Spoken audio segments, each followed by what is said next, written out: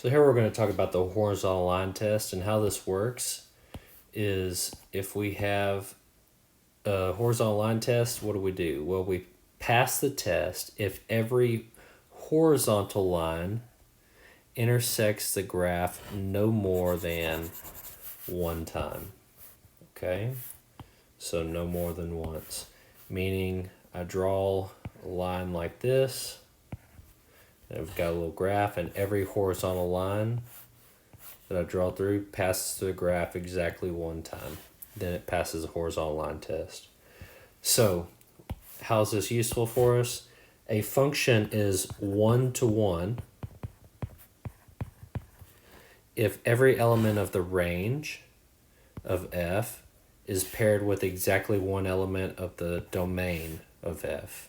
Okay, so what does that mean? That means I have a graph, and not only does it pass the vertical line test, every time I draw a vertical line, it passes through exactly one time.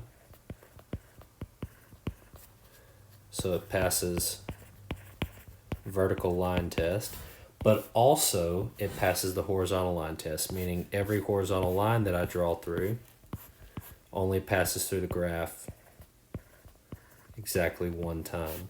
So it passes the horizontal line test and the vertical line test. Okay?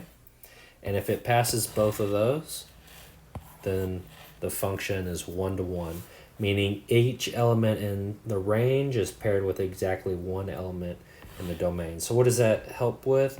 F is one-to-one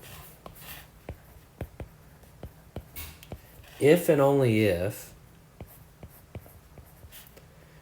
F inverse and F are both functions. Okay?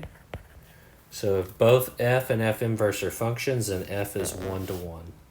Right? So how does that help us there? If you think about an inverse function, we're swapping the x's with the y's.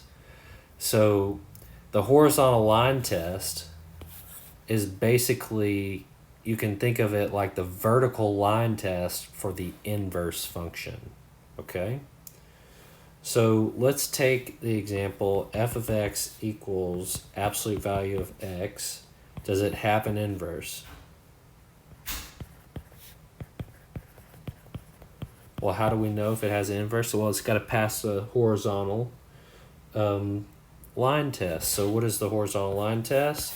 If I draw the graph of absolute value of x, we're going up this way, but we're going up on that way too.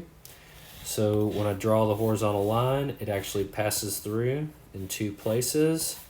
So we fill the horizontal line test. Therefore, F doesn't have an inverse. Okay.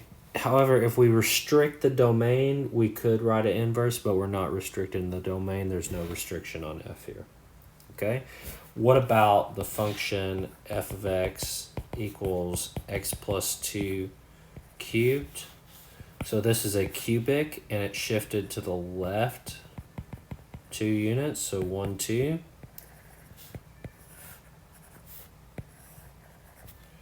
Right? Does this pass the horizontal line test? Every horizontal line I draw passes through the graph exactly one time. Therefore, f inverse exists. It's a function. Right? Now, how do I find f inverse? We'll leave that for another video.